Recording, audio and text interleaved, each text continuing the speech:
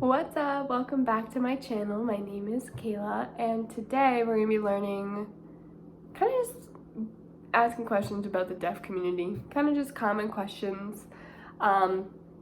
First, I do want to get your feedback. So my channel has been around for over 5 years, on and off. Like, I used to just not post for months. Now, this year, my goal, my New Year's resolution was to post at least weekly videos. I've done that except last week. I was really tired. So I want to know, do you guys like more videos about my hearing, like my deaf and hard of hearing experience, like my hearing aids, or do you want to see American Sign Language videos of me teaching you signs? Because I've done both and I enjoy both. They get the same amount of views and whatever, so it's not like one's a lot better than the other. So what do you guys like? I want to hear from my viewers. So let's get into it. Some common questions I get. Can deaf people flirt if they're in American Sign Language? Of course you can. American Sign Language is an amazing language because it's based off of facial expressions. So for me, when I'm really happy, my eyebrows go up. When I'm really mad, my eyebrows go down. And when you flirt, you kind of just know when you're signing and you're feeling the other person. It's just like that in English or in any other language. You kind of just know. And with ASL, it's not anything different. And so goes, do you know if someone's yelling? For me, if I'm getting mad in American Sign Language, my signs are more over exaggerated and I go faster, which I think is just in English. I talk fast and I talk faster when I'm angry, and you kind of just see it in my face as well. Some other questions is, how can I talk?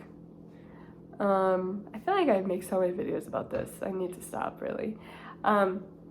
Deafness is a spectrum, and people who use American Sign Language aren't always deaf. So I was born deaf, but I went to speech therapy for over 10 years, and it's just my main mode of communication is speaking. My parents know American Sign Language, but no one else I really interact with knows American Sign Language. So I talk, and there's still some words I don't know how to say, like jewelry, momopoly, simimum. There's some words I still don't know, so don't worry. Second, will I ever be cured? So, I don't know. When I was younger, I did go to like some place in Boston, and they thought I was like on like the cusp. I was like a 50-50 if I had this thing called autosclerosis or not, and it's just like my bone in my ear doesn't move with the waves. That's why I can't hear sound. But they never really knew. I was just born like this, I think. With technology, one day it's going to advance, but for now, I really just rely on lip reading. A lot of people think it's exhausting or something. For them, obviously, it could totally be exhausting. But for me, it's just I've done it my whole life. Like, it's just what I do. And like, I have no problems with it. Sometimes when there's accents, though, accents is what kills me. I think accents are so cool and amazing, but like I have no idea what you're saying. Like, it's my problem. It's not your problem. I can't understand it. Like, your lips are moving at a different pace and shape of what if it was just English. So I kind of have a problem with that. And two, can I drive? Can I work? Can I do anything as a deaf person? I actually don't know what number question that is, but can I drive?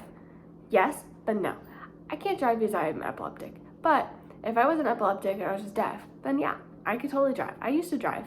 It was great. I love driving. Driving is amazing. I can work. I work virtually, but I've worked at Dairy Queen. I've worked at Cold Stone. I worked as a barista.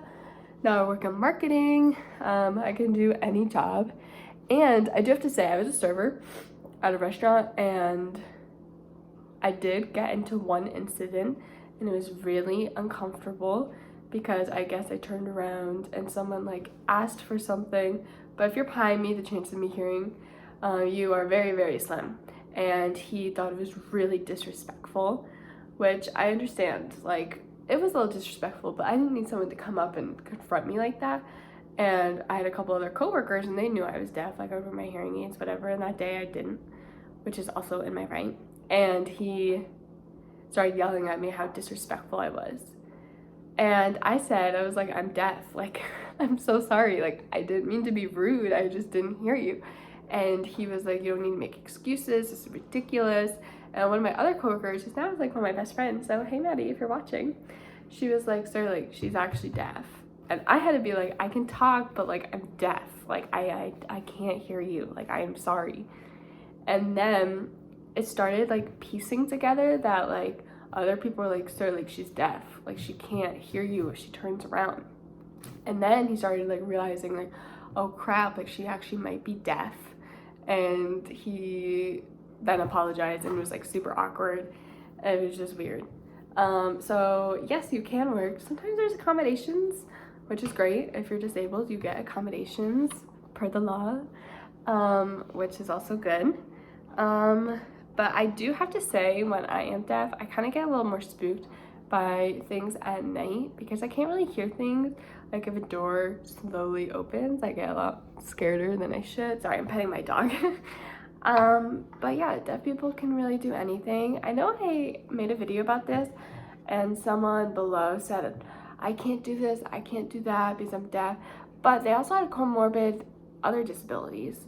So not everyone who's deaf has other disabilities. Does that happen? Yeah, I have multiple disabilities and I'm deaf.